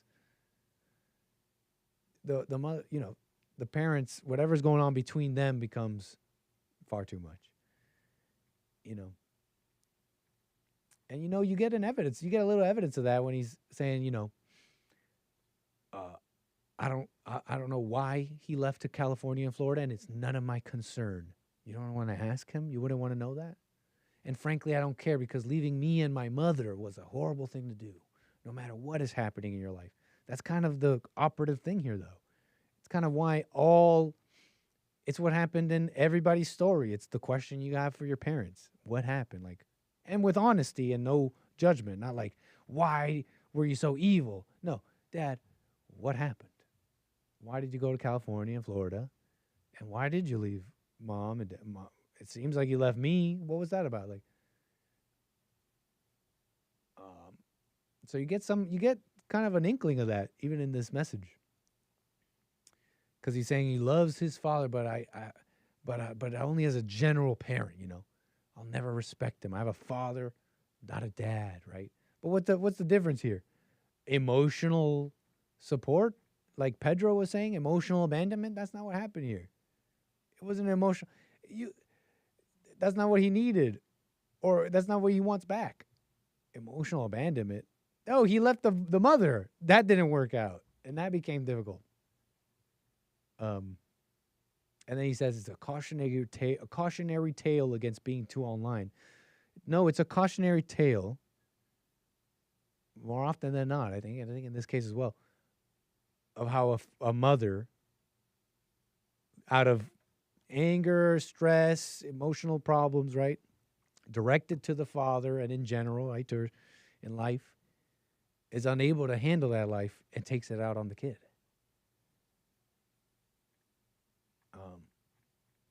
If you want to talk about cautionary tale. So anyways, yeah, this is kind of what's happening in the homes. It's kind of deep. What, Nathaniel's here is affected more by that than, right, Hitler ideology and anti-Semitic stuff, hate speech. Oh my gosh. No, this is the emergency is this. But anyways, let me move on from this. What else did I want to say about this? Destiny's getting this terrible reputation. Like he's a bad father. But what are they saying would be a good father if he was there more and emotionally attached and all that crap? Like that's probably what makes him the good father in this situation. Unattachment and whatever. That's the good part of this. It's crazy. Moms seem to be the same no matter what. It's a spiritual battle. I don't know. You could be Trump. You could be Barrett Trump. Look, Melania. They're saying she loves her son. They say she loves her son. Trump admits Melania loves son Barron more than me. And that's one of those things that, I bet you it's like tongue in cheek. It's a joke, but I don't know. It's like one of those jokes it's got to be, it's really funny because it's somewhat true. And Trump knows. Trump has to know a little bit. Melania loves son Barron more than me during sweet tribute to the First Lady. I've been hearing little things here and there how protective Melania is of Barron. First it's with you, right? And then you have the children, and then your wife is like, I don't know, infatuated with them. And then your time is done. Your time is done, sir. And that's why you gotta just stay loving, right? Because the love doesn't come from her. It never did. So time to get over that. But yeah, he's saying my wife. Where is it? Anyways, look, you could believe the headlines. Just believe it that he said. Your wife. I want. Yeah. So we're saying this sensitive topic. Yeah. Yes, please. And thanks to our partners and that you supported this. I don't know. He said it at some point. He said that Melania loves her son Barron Trump more than me. You'd get this impression of maybe she's more involved with that. More attentive. You hear about this stuff about her wanting to, I forget, it was something about her being protective. You start gathering this image. The world would say she loves him more, I bet. It's one of those things, though. She wouldn't, though. That would be the woman weakening Barron Trump and holding him back. And Trump would have to protect him from that. So anyways, married, unmarried, rich, poor, alpha, alleged beta, right? They say that about Destiny, right? I'm defending Destiny. I'm being nice to Destiny. I'm circling the wagons for Destiny. But hey, that spirit in the woman is what is her problem. And here you're seeing it, hopefully. Anyways, talk about the real problem in the homes, maybe, huh? They're on the internet too much. Oh my gosh. Yeah, because they're like, got an emptiness in their soul, and they're filling it with Hitler. That's a travesty, right? Travesty, maybe? Maybe it's just educational. Maybe they're just into history. And then it wouldn't be so bad, right? Anyways, 888-775-3773. I want to get to my calls here. It's the kind of love that stays with you until the day you die. Destiny wouldn't circle the wagons for you. LOL. He'd kick you and spit on you while you're down. Kevin, well, you don't understand love. You don't understand love. He would be kicking and spitting on me. I'd be like, Destiny, that's pretty wrong how they call you sex pestiny, man. I don't think that's fair. They should be calling all those women, too, sex pests. That's what I'd be saying. While with a black eye while he's spitting on me. It's called being a Christian. Okay, maybe not exactly like that, but some of you get it. Maze out of Dayton, Ohio. How you doing? Hello, Nick. Hey, what's up, Maze? You were not understanding what the lady was saying, the one that get the shot in her eye. Huh? The lady that was discussing her Social Security and how she paid into it. What about it? You weren't understanding what she was saying. What did I misunderstand? When you was talking to her, she was explaining that she put, by her working, she paid into Social Security. But when it was time for the government to help her out, it was not there. They take it away. But like the nonprofits, like people go to, what's the place that little kids go to have counseling? And they get but that doesn't make sense. Hold on. You're saying Ardeen was trying to tell me that she had paid into Social Security, and when it came time for her medical problems, Social Security was unable to help her? No, she was saying that the portion of Social Security, the government part. Yeah, you said Social Security. You're telling me Ardeen was trying to tell me that she paid into Social Security, but her Social Security was unable to help her with her medical problems? She told you Social Security took care of that part. I don't think that's what she was saying, but let's say that's what she was I saying. explain it to you.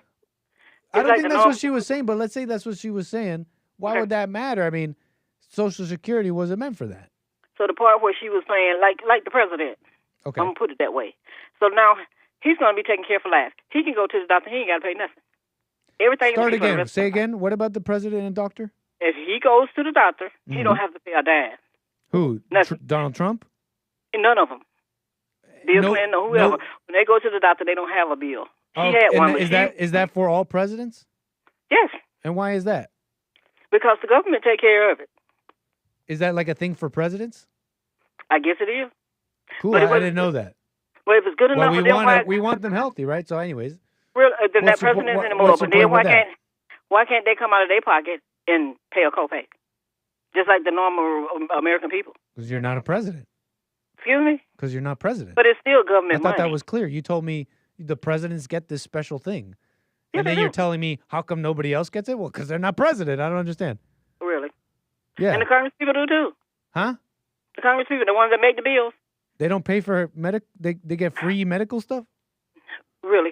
They pay in the Social Security and all the things that they do. I don't even think they got copays. No, I'm trying to understand, Maze. Don't just talk I'm trying fast. to tell you what she was trying. Don't just what she talk was trying fast to say. because that makes it sound like you don't know.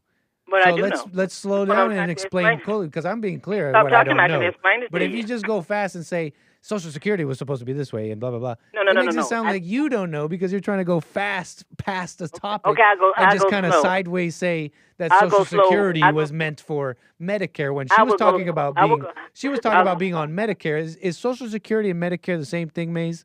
No. Okay, so be slower because it sounds like you don't know what you're talking Security about. and Medicare are two different things because you pay into Social Security, Uh-huh. which when you get paid, you pay Medicaid. They take it out of your check every month if you have a job. And those that don't have a job get SSI. You know what that is? When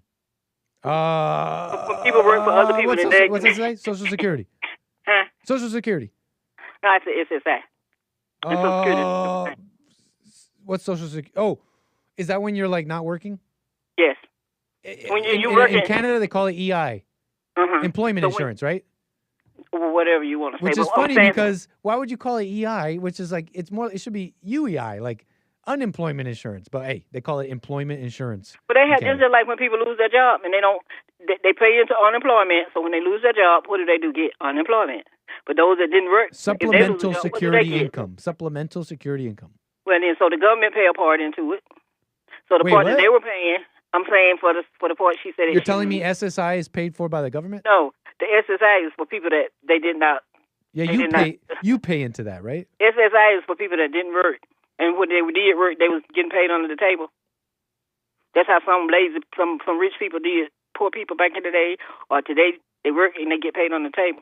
And then when they disabled, they can't make any money because they don't have anything on the books. So what's your point? What's your question or comment? So then when you know non-for-profit places, like, what's the hospital for kids? What's your point? John Hopkins or whatever it is. Because you lost me, Maze. You said... I'm trying to explain you a program. No, you're not, because we were talking about SSI, and I'm like, that's what you use for when you pay into that, right? I had a question, and you totally ignored the question, and you started talking about rich people being corrupt. I'm like, oh my gosh, I'm not even gonna go through it because it's like, fine, Maze, you brought up corrupt people. Okay, what's your point? And that's where we are. I'm trying to make a point. You running around. No, I had to remind the people where we were because we were lost. Okay. So go ahead. Let's get back on the same road. As I was saying, the non-for-profit people. Non-for-profit, when people go to hospitals when they don't have money to take care of their surgeries and different stuff, the non-for-profit pay for it. And they don't even have insurance. True? Yes. You're telling me non-profits, like charities, they pay for what? Yeah, they pay what they pay for again? Yes, they do. They pay for, like, if you have to have surgery and you don't have the money to do it, they go in and the non-for-profits will pay for it. So I don't understand. If non-profits are paying for all this stuff, why? I didn't say all of it. See, you putting words in my mouth. I said for some people. Oh, okay. Mm-hmm. And then there's a whole bunch of government and what stuff. she was trying to tell you. So what's your point, Macy? This is what I'm saying. Because you come in with I haven't finished. No, but we need to clear this up because you came in with your own bias. You're saying you're making it I don't sound have like a bias. Yeah, you're making it sound like nonprofits are paying for all these surgeries. And I did not say that. With one question, we revealed that you meant some. You just meant some. That's right. So then where's all this government spending going, It's Mace? what she's trying to tell you. The nonprofits. A bunch of bumps on the logs who need subsidized stuff. That's what right. That's what a subsidy is. Just like the contractors, they get subsidized. Why I don't see none of those getting cut? It's the same thing when it comes to Medicare. Let's slow it down. They got subsidies, so do How contractors. about this? This will clear it up. How many contractors? This will clear it up. What was your point? My point is. No. I got the question for you. This will clear it up. What was the point of you bringing up the nonprofits? The nonprofit is that they do medical stuff just like the contractors, and that's taken away too. So people that need to go in and don't have insurance and need something like them, they're gone. It's what she was trying to tell you. Can you tell me one more time? Sorry, Maze. Tell me again. What was the point of bringing up the nonprofits paying for these medical bills? You have non-for-profit church. You got non-for-profit, all kinds of different things. Yeah. So they help people, right? Yeah. That's what they do. Yeah. So if it's not there anymore, what are the people going to do that can't afford? If those nonprofits are not there anymore, if it was taken away, yes. What do? I don't know. Oh, that's what I'm trying to tell you. If they took that out, so some people are going to be in trouble for that reason. Who's going to be in trouble? So that's what she was trying to explain to you. And then with CSAM. No, that's not what she was saying, Maze. Well, when she come back in, was not talking about nonprofits. If that's not what she can say, if that's not what she was saying, she can correct me. But with CSAM, Ardeen was not talking about. She was talking about the government, Maze. Yeah, that's what I'm saying. Unless I'm misunderstanding, Maze. Let me slow down. Nick, it's just like the contractors did. They got government contracts, don't they? Mm-hmm. Like Elon Musk. Yeah. All that money he got. Yeah. Didn't he get it from the government? Government contracts. But what did he put into it to get his contract? Why does it? They put into Social Security to get the contract. Maze, that's not how a government contract works. The government to pay that portion. How do it work? Explain it. Okay, so are you thinking that Elon Musk should have paid into the system in some way? You weren't specific in what that meant, but yes, he should have paid. Let me ask the question, Maze. Let me ask the question, please. Are you saying Elon Musk should have paid into the system to deserve that contract? Yes, he should have. Anybody else? But that's not how that works, Maze. See, but that's how let me explain this really quick. That's the way it should work. No. Well, let me explain. It shouldn't work that way because then you'll never get it done. Here's the point. Here's the point. You got this contract, right? And you need this thing done, whatever it is. And so you go to the person that you believe would get it done, and you say, hey, let's get this contract, and you will agree to do this, and we'll pay you this.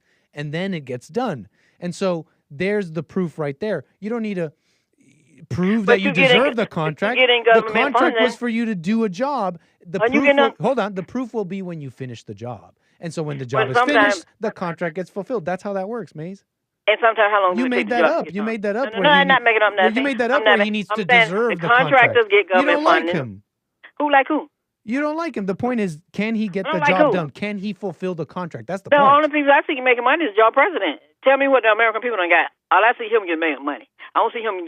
I don't see a dime he done gave out to the people. I see what he's taking from the people, but I don't see nothing he's helping the people with. I wanted to give you a chance because I really thought I was maybe talking too fast and misunderstanding you. But I really did give you a chance, and you really don't know what you're saying.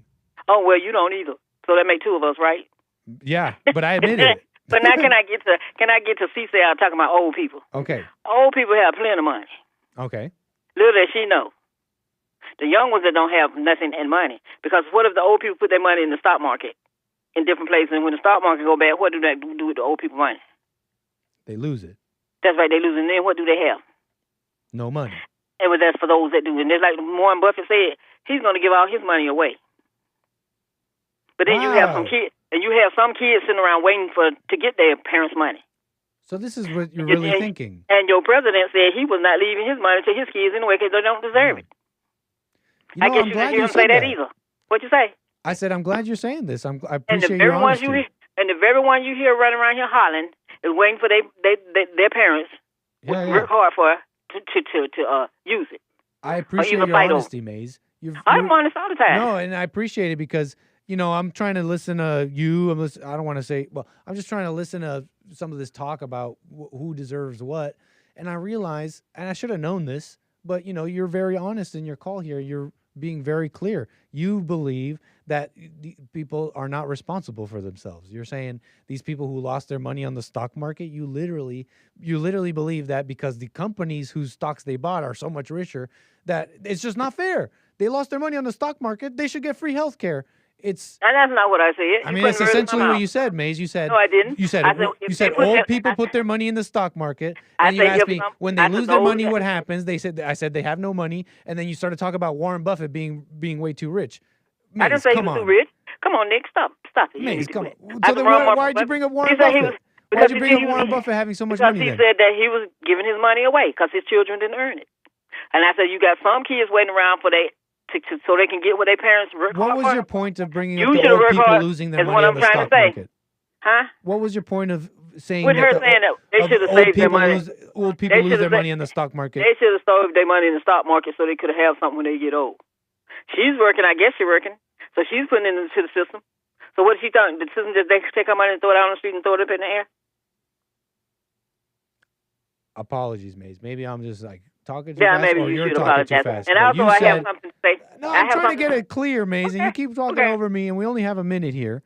Yeah, I keep staying stuck on the last thing you said, trying to make it clear. We've gone 12 minutes of this, and now you're making me look ridiculous. Why should I continue this call? I don't want you to look ridiculous. I just want you to use your brain. Well, I need to do this for just one moment, please. And take the hate out of it. Just one moment, please. The last question, just to clear this up and tie this up with a bow and end the show.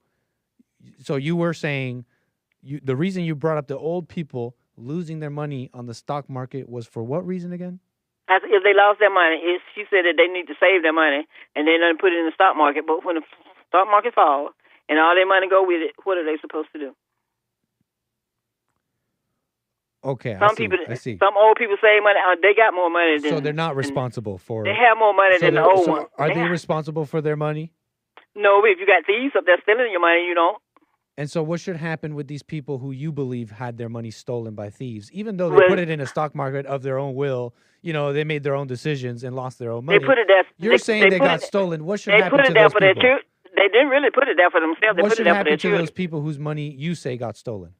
Well, it should be given back to them. And the people that did it should be put on. There you go, folks. There you go. I appreciate the honesty, Maze. That's insane. That's what. But being honest. I just and when I was, appreciate can I the finish honesty. what I was trying to say? You busy Last talking. thing, go ahead. As I say, we don't worry about the old people having money. The young people are the ones that don't have the money because they spend it as fast as they get it and don't know where it went and know what they spend it on. So older people probably teach their money some sense so it can work for them, so you don't have to work for it because all their lives they worked. That's the way I see it. So when she's working, and when it's time for her to come get her Social Security, does she want her? She wants them to give it to somebody else. Fault. She wanted to give it to the next door neighbor, or put it in a contractor's hand and let them spend it for you. To Maze, it's always somebody else's fault. No, it ain't somebody else's fault. Have a nice but day. I did have one thing to say. It's the end of the show. Okay, it's the end of the show. But the guy that came on yesterday said he would sit down to the table with me, and I would think he was a nice person. He is a nice person because he uses his head. He don't let somebody think for him. He thinks for himself. Nice. You mean the guy that was saying that we love you? Yes. Nice. All right, Maze. So those kind of people got it out, got it together. Some of them don't. They still stuck in hating women. Have a good one, Nick. Have a good one, Maze. Call me again. All right, folks, we got to go. That's the end of the show for real. We got Punchy TV coming up, 2 p.m. Pacific. Punchy TV, punchy.tv. It'll be live. If you misspell it, by the way, it doesn't matter. punchy.tv will take you there anyways. But it is, oh, wait, what? Did we not have that domain the moment I said that? I might have to renew that. This is my fault. This is literally my fault. punchie.tv, folks. Listen, we're gonna be live on Punchy TV on YouTube, 2 p.m. with the fellas. Don't miss it. That's it for me. Take care. Take care for now. Take care for just a short while, I guess. All right, y'all. Peace. Bye.